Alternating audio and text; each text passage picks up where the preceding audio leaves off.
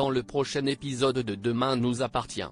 Tandis que Nore est sur la liste des suspects, Diego menace la confiance de Jack.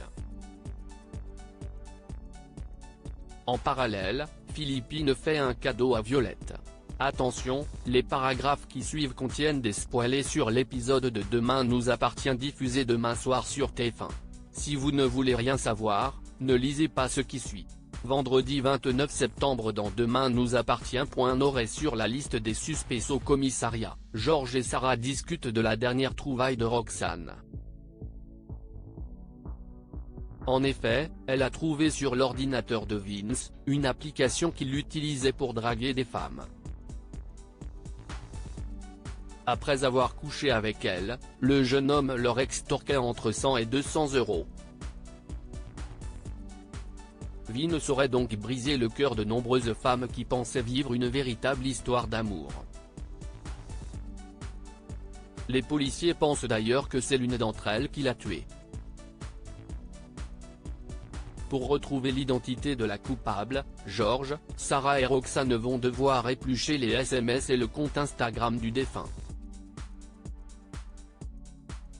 S'ils découvrent rapidement que Nore et Vince ont eu une petite relation, ils constatent également que Victoire fait partie de la liste de ses conquêtes.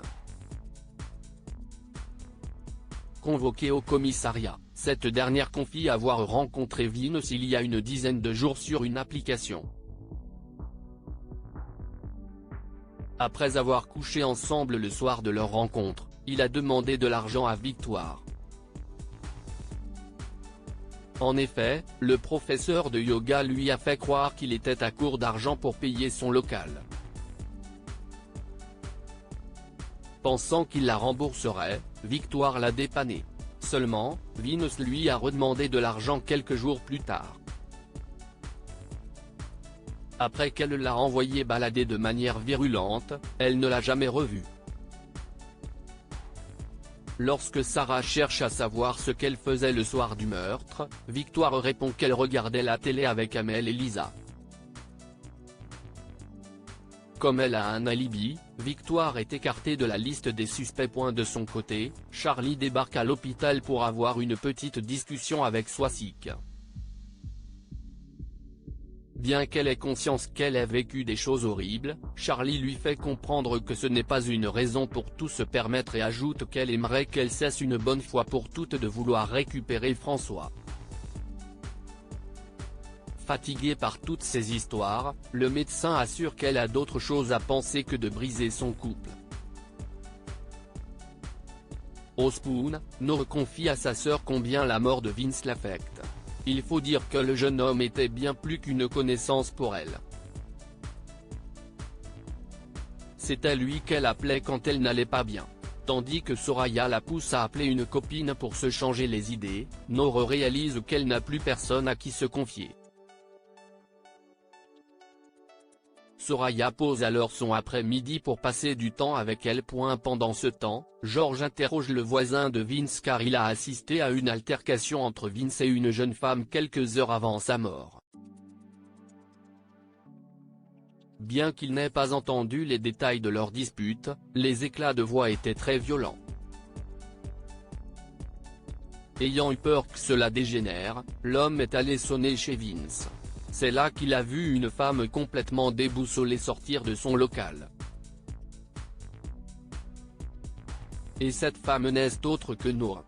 Diego menace la confiance de Jack et Ryan dorment profondément lorsque le fils Roussel entend son petit ami prononcer le prénom de Diego dans son sommeil.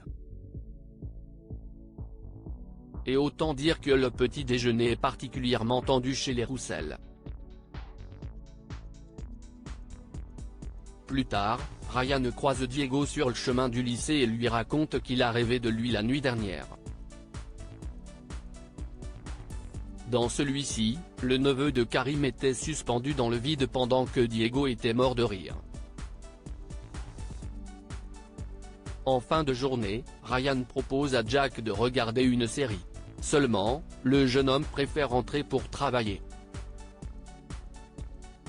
Tandis que le neveu de Karim cherche à savoir pourquoi il lui fait la tête depuis ce matin, Jack finit par lui dire qu'il a prononcé le nom de Diego dans son sommeil. Ryan lui explique alors que c'était juste un rêve et certifie qu'il n'y avait rien de sexuel là-dedans. Soulagé, Jack retrouve le sourire. Philippine fait un cadeau à Violette au petit matin. Lizzie regarde le compte Instagram d'un certain Paul Dacosta, un jeune homme qu'elle a rencontré en soirée et qui fait partie du lycée Georges Brassens. Et ça tombe bien puisque l'adolescente et ses camarades intégreront cet établissement dès aujourd'hui. Par la suite, Lizzie rejoint Violette chez elle. Comme elle est stressée par la rentrée, Lizzie garantit que tout se passera bien puis promet qu'elle ne la lâchera pas. Peu après, l'ambiance est à la bonne humeur entre les deux adolescentes. Au cours de la conversation, Violette confie à son amie qu'elle ne sait pas vraiment si elle a envie d'apprendre à connaître sa mère biologique. En effet, la dernière fois qu'elle a vu Philippine, elle n'a pas tenu 5 minutes. Plus tard, Lizzie, Jack, Jordan, Violette, Ryan, Diego et leurs camarades font leur rentrée à Georges Brassens. À la fin des cours, Violette et Jordan se retrouvent dans la cour de l'établissement. L'occasion pour eux de discuter de leur première journée. Pendant leur discussion, le fils Roussel remarque qu'une femme les regarde au loin. Il s'agit de Philippine, venue donner un cadeau à sa fille. Il s'agit d'un collier en diamant qui se transmet de génération en génération dans la famille.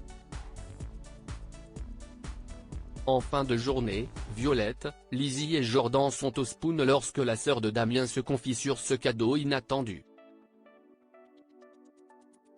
Tandis que Violette a l'impression que sa mère biologique essaie de l'acheter, Audrey pense que c'est pour lui montrer qu'elle fait partie de la famille. Si elle reconnaît que c'était un peu maladroit de sa part, Audrey est cependant certaine que ce n'était pas mal intentionné. C'est pourquoi elle conseille à l'adolescente de ne pas lui fermer la porte.